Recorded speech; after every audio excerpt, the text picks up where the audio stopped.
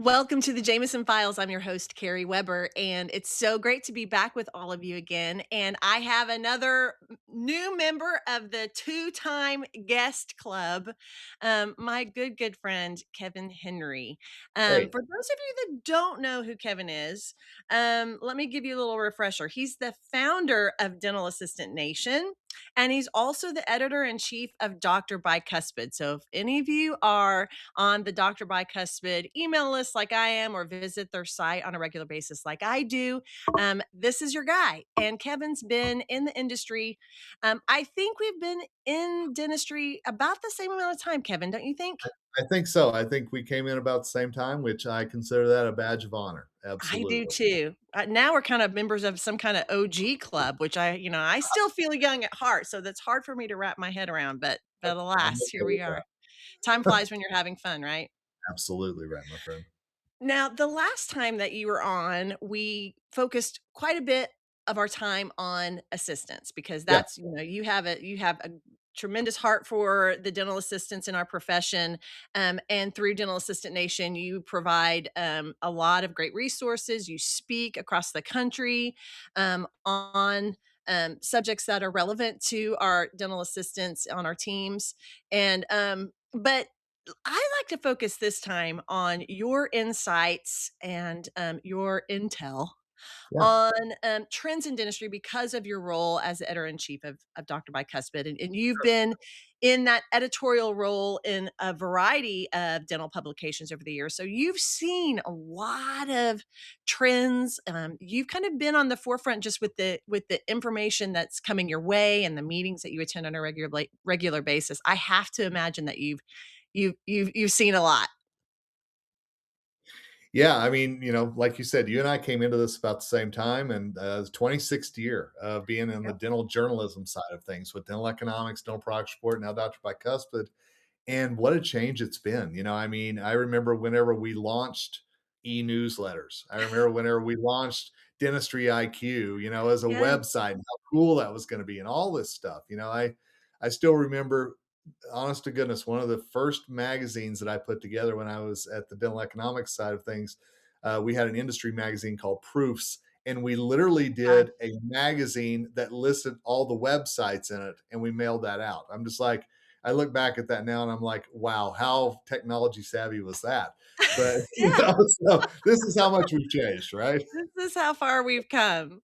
Um, Exactly. yeah, we've seen a lot. Some things, I always say some things never change. There are some aspects of our profession and the things that dental practices need to be aware of and working on that really don't change. But there are some things that are changing at light speed, and the needs and the issues that practices face, or the things that they're having to evolve into and be aware of, those seem to be changing on the daily. Yeah. Sometimes it feels like there's a new company, a new service, a new tool, a new resource, a new, every other day. And there are aspects of dentistry that we are finding after all this time, you really have to have people in your corner that's all they focus on, because some aspects of the dental practice are changing and are so complex now that it's like, wow,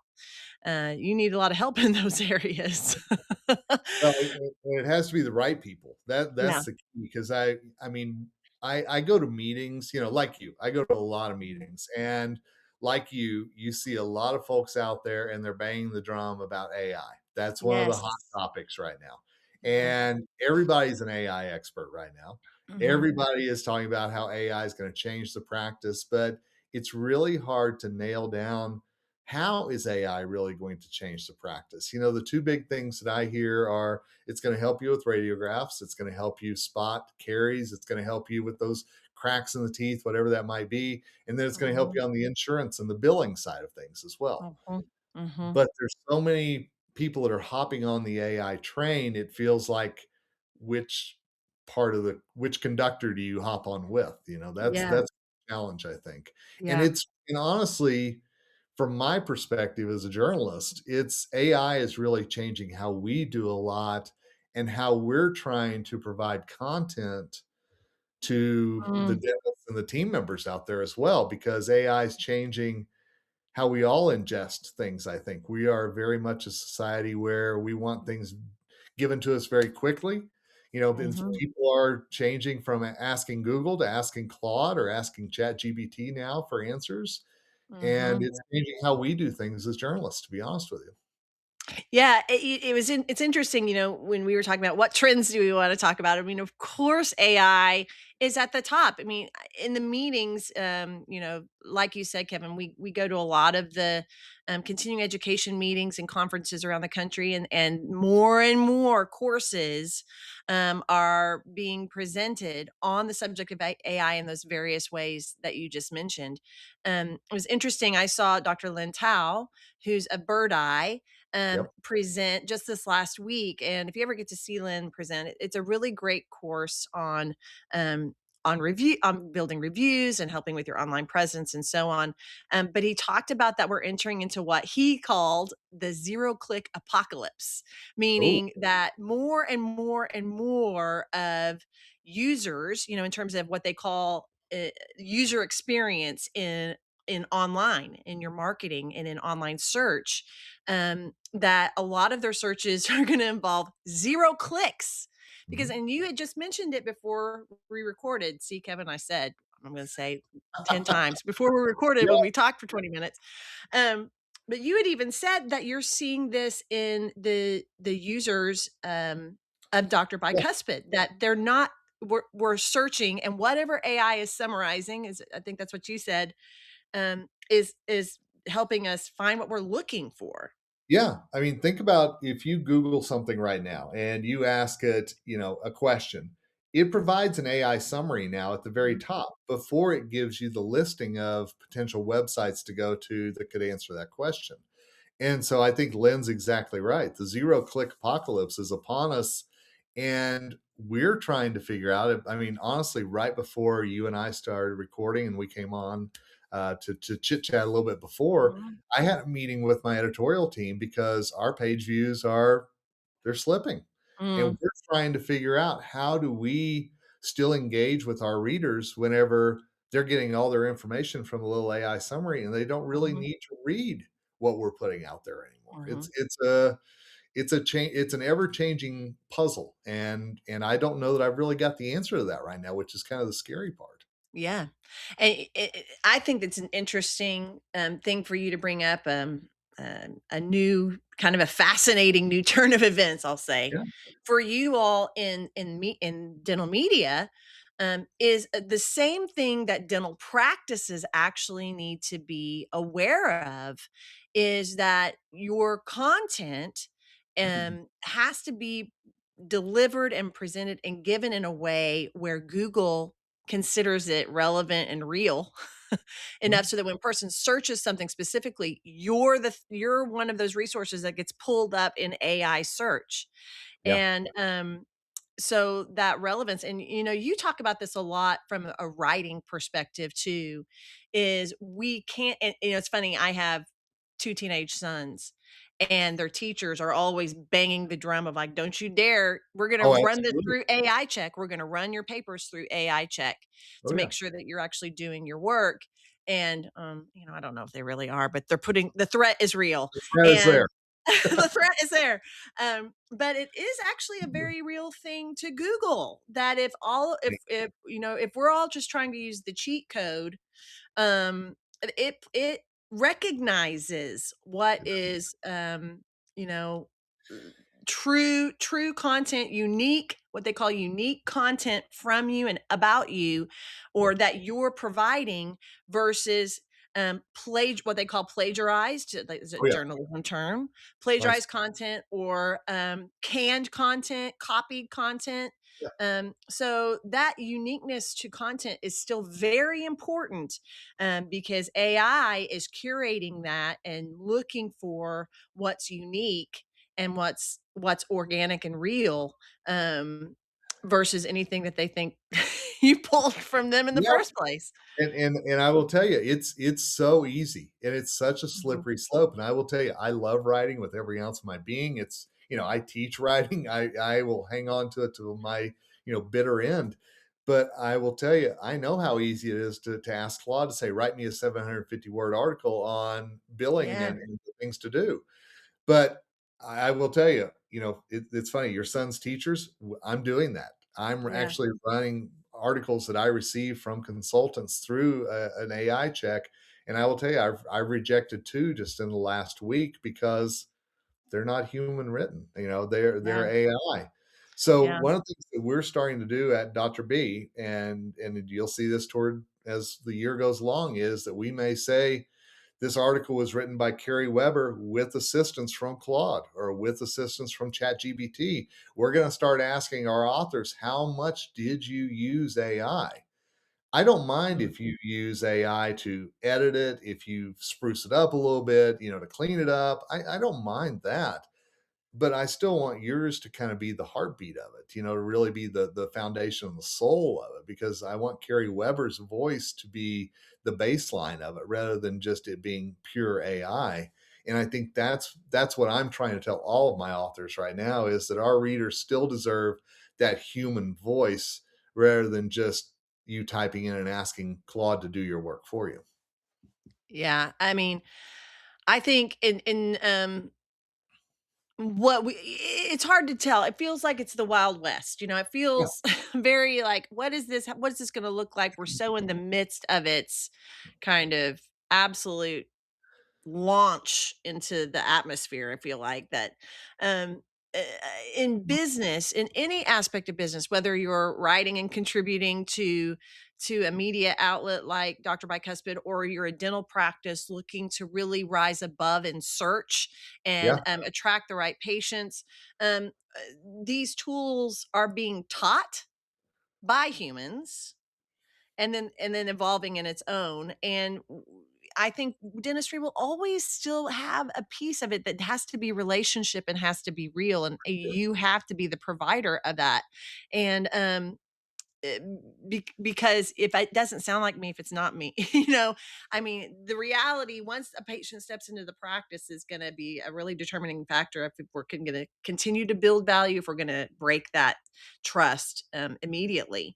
And so, yeah, through the way you can use AI in radiographs, to the way that you can use AI with your insurance management, to the way that you can use AI, my goodness, now they're starting to really integrate it into telephones and absolutely. Yeah, that kind of conversation, all the way into the way that you use AI to manage your online presence, and to manage content that you're putting out there and making sure you are being seen, and you're checking all the boxes, because even your external marketing is going to become extremely difficult for a marketing coordinator and a dental team. It already is. yeah. To do all the things and what I would call the pillars of marketing, is extremely difficult for one marketing coordinator in a dental practice to accomplish. And so to have that understanding that yes, you can use these tools, but you have to learn when, where, and how to use them correctly so that you get the success that you're looking for. And one thing that, and you and I didn't talk about this in our chit chat before, but Ooh. in the call right before with my editorial team, one of the things that got brought up is that there's a bill in New York State right now that's going through their state senate that they are considering asking the makers of AI, the Anthropics of the world, because what they're finding is that people are using AI, customers are using AI to ask legal questions, to ask Oh, medical questions, to diagnose, I've got a toothache. What does that mean? And so they want to make sure that AI isn't giving legal advice or medical advice before they ever walk into a court or before into a dental practice. And so, wow. we've always joked about Dr. Google for years, and I think the dentists and team members need to be aware that Dr. Claude is now being used in this way by a lot of people as well. Does this tooth really look infected? Are these gums really irritated enough that I need to Yeah. go in? And something that I've learned and I'm learning, and I'm gonna, quite frankly, there's aspects of it that I'm like, huh? But this is a perfect example of an area where you cannot, dental friends out there, you cannot put your head in the sand and Yeah. pretend like this isn't happening. This is very much going to be an evolutionary way of, I mean, it's gonna change consumer behavior for forever. Mhm. It's gonna change how we, it's already happening. It's gonna change how we seek information. It's gonna change how we receive information. It's gonna change what we do with that information. It's gonna change behavior. Yeah. And so best to do your research and start to learn and start to see and explore and how this is going to integrate into your businesses and start taking the steps forward you need to make sure that it has the right places in your business and you're doing things in the right way with it. um so AI, number one trend in There you dentistry. go. There you um go. Absolutely. let's kind of flip into that a little bit, Kevin, and let's talk about education and information because I think those are going a little hand in hand. Yeah. We've talked several times. It's so great to have good friends that are kind of, traveling the journey very similarly because we can compare notes, so to speak. Absolutely. Yeah. And, being in, the profession for 26 years and I've really seen it even beyond that when my parents were, launching the Jameson group and so on. So, I'm not gonna tell y'all how many years I've been going to it's depressing. But the way that dentists and teams are getting their information and being trained and getting CE, that's changing. Absolutely. I don't know that I have my finger on the pulse of where that's going necessarily, but do you have some insights? What are you seeing? What do you think the direction of continuing education is going? I think that, I was lucky enough to come to Oklahoma City to speak to a great DPLN. I was lucky enough to get to spend time with you in Oklahoma City, which was great. Mm, And the one thing that the energy that was in that group that mhm, night, I really enjoyed it. It was a small room, it was a small group, and I really think that's where meetings are going. I think it's mhm, more smaller, more focused, one topic. I worry for the bigger meetings, the ones that have always been so traditional. This year will be the first year that Greater New York has shortened to 3 days of mm, an exhibit hall. There is no Wednesday now at Greater New York. For those of us who went for years, and the joke was always to get out before the Christmas tree was lit. And yeah, New York shut down. We don't have to worry about that anymore because there is no Wednesday on the exhibit hall. Now there's Tuesday only, or it stops on Tuesday, I should say. yeah, So I think there's a lot of change happening with dental meetings because the dental meeting attendee has changed. And I think a yeah. lot of folks, my daughter is 27, which is really weird to say. She's Wow. a young professional, a doctor of physical therapy, but I will tell you, she's very honest about it. She learns a lot through TikTok. Mhm. She does a lot of her stuff through online chat, through little study groups that she has with her peers. A lot of things that she can do in her pajamas at night, Mhm. and it doesn't require her to go anywhere. And I think that's what we've got to realize about this next generation, and what your boys do whenever they get out into the real world and how they're Mhm. going to learn. It's different than how you and I did it, for sure. Yeah. I agree that there's still a place for in person, Oh but yeah, I do think the consumer, which is for this particular topic is dentists and dental teams, dental practices. I think they're going niche. I agree, Kevin. I think they're looking for either a specific type of vibe, right? Or, community, yep, or they're looking for an area of focus that is at their top priority um to improve and to sharpen. yeah, um uh, and I do think I do think it's important to for everyone to know, like, I think it's going hybrid. I think people, to your point, to our younger generations, they're gonna be very interested in online still and always. That's how they're learning a lot. They're just that's how they consume information. yeah, And so to be online and to evolve with that, but then also to really, I think, if you are a dentist or a team that's looking for education, do your homework. I mean, I think there's a lot of opportunities out there. I think some of the big meetings are still giving great information and great Oh, training. And if you absolutely. want a team experience, I think those are great places to go. But there's a lot of great small, more study club size groups that are really starting to, I think, come to the forefront in driving continuing education. Look at the ADOMs, the RDH Under One Roofs, the Thrive Lives, the Didn't Splice Corona Worlds. Mhm. They're smaller meetings, but they all have like one goal or one Yeah, reason that everybody comes together.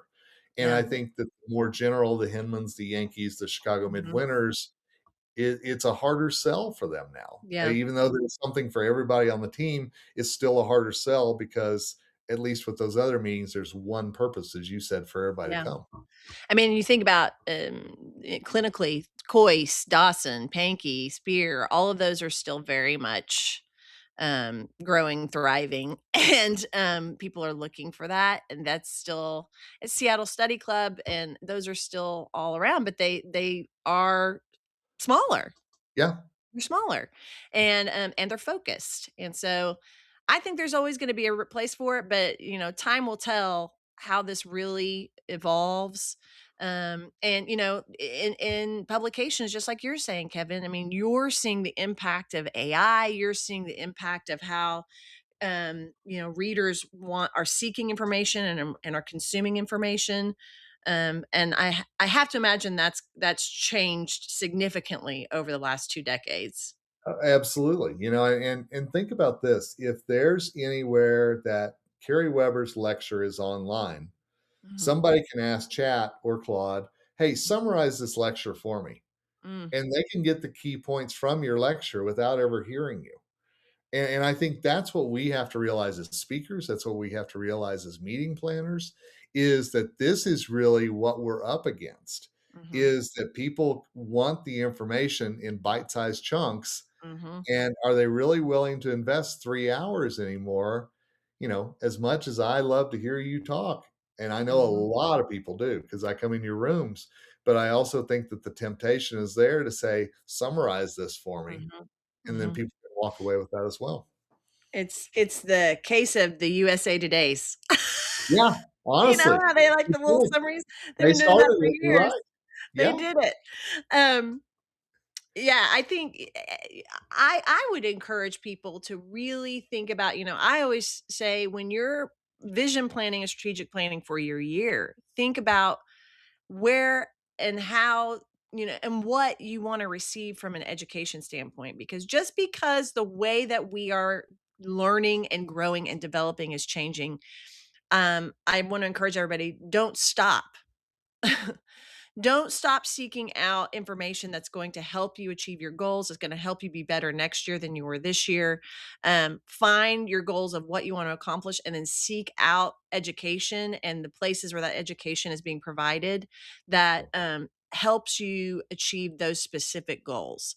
It's a little bit more educated approach to seeking out the right type of education for your continuous development, and the resources like Dr. Bicuspid that keep you in the know. I always want to encourage people to read the studies, read what the Health Policy Institute is telling us about oh, yeah. behaviors, read what the quarterly reports from the analytics companies are telling us, read what Dental Post just put out their annual report about salaries. I think it's really important for anyone that's in this profession that wants to be a leader in your practice or in your business to know the trends and know what's happening, and do your own work or seek out places and people like Kevin that can help you get that information. Well, and preach, first of all, absolutely. I'm right there with you. And if you're going to rely on that AI summary at the top, there's usually a little link there that if in the summary, click on that. Yeah. Dive a little deeper than just the 2 sentences. I completely Yeah. agree with what you just said. Tell me more. Let me read the context of this sound bite. Exactly, The context of the sound bite would be very important. a little key Um, there, absolutely. um, a couple more minutes with you. I wanna steal you for just a couple more minutes, and, Absolutely. the trend that keeps on trending Yeah. is Yeah. staffing. Oh, yeah. Oh, yeah. Um, and I feel like I heard you a couple of years ago at Hinman. You shook my bones because you were talking about what studies are saying Yeah. about um, the state of employment for and availability, basically the supply and demand, especially in our clinical team members, but probably overall in dental practices. What are you seeing now, Kevin? What do you anticipate?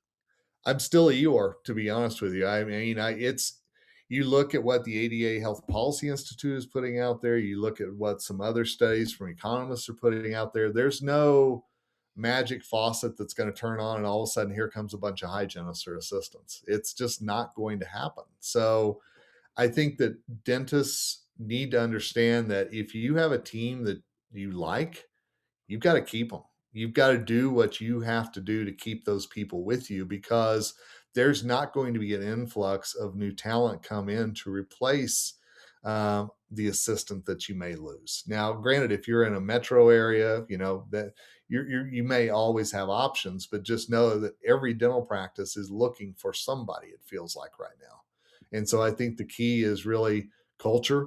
It's knowing your employees, it's believing in them, letting them understand that you're in as invested in them as you hope they are in you, and really understanding that if there's an employee that maybe you're having issues with, you know, really figuring out how much can you tolerate from that employee because Mhm. there may not be a better solution out there with what's happening in terms of the shortage. Just to be perfectly frank.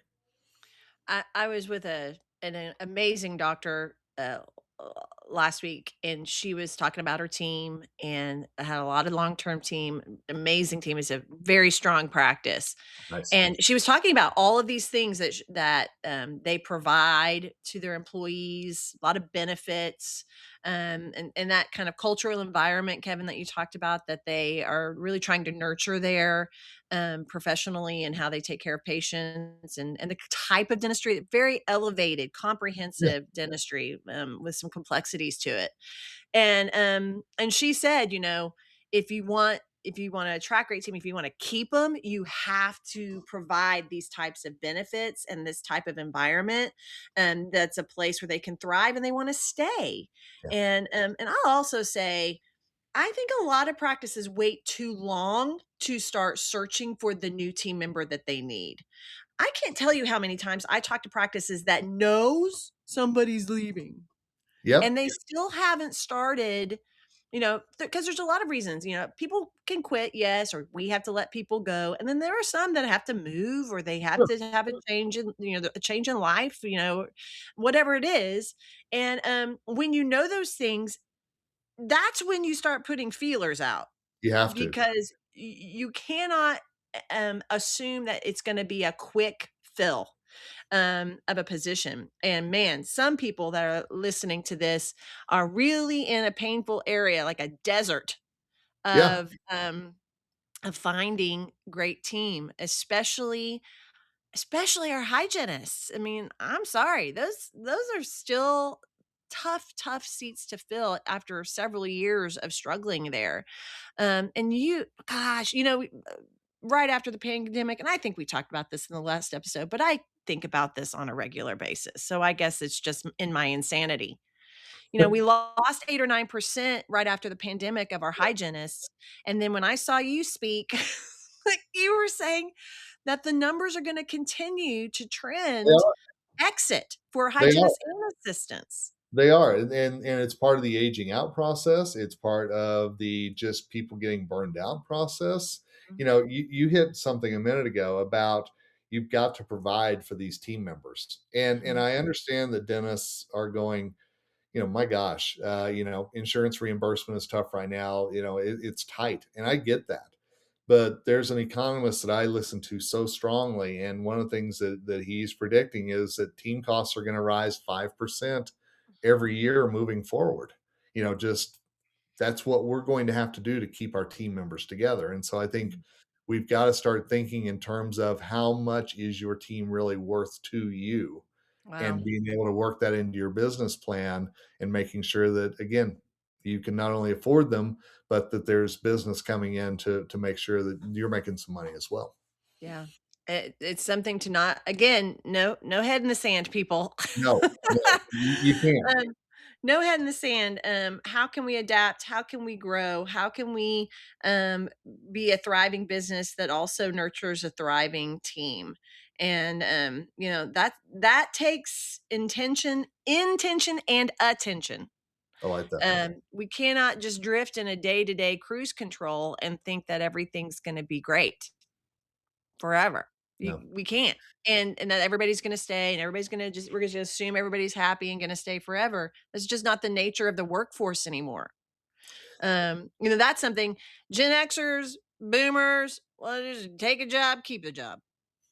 Um, that is not the nature of the workforce anymore in general. And so, people are looking more and more for meaning and money. And we Yeah, have to always, as leaders and business owners, be in a state of evolving and seeking out ways to nurture and feed into our team, because you pour in your team, they pour into your patients, and your practice thrives. absolutely. Amen. Amen. Kevin, let's just go ahead and have you on for a third round. You can be the first member of the third time guest Oh, I club. get a velvet jacket or something. That'd be awesome. I would take that any day of the week. That'd be great. Maybe a pin. Maybe I'll send you a pin. Ooh, I'll take that. Even better. How can people find you? Tell me some places that people Yeah. can connect to you. So drbicuspid.com, drbicuspid.com, or if you want to reach out to me, a real easy way is Kevin at kevinspeaksdental.com, and certainly happy to help in any way that I can. And great podcasts of your own, yes? Yeah, Dental Assistant Nation. If you got a dental assistant that just needs 15 minutes of encouragement every Monday, hey, we've got a new episode that comes out. So check out dentalassistantnation.com, wherever you get your podcasts. It's a great podcast. It's a great publication, and that's all led by a really amazing person. So, I Kevin, I appreciate it. appreciate you. Thank you so much for being with me again. Thanks, my friend. And thanks to all Appreciate of you for joining us. Be well, and we'll see you next time.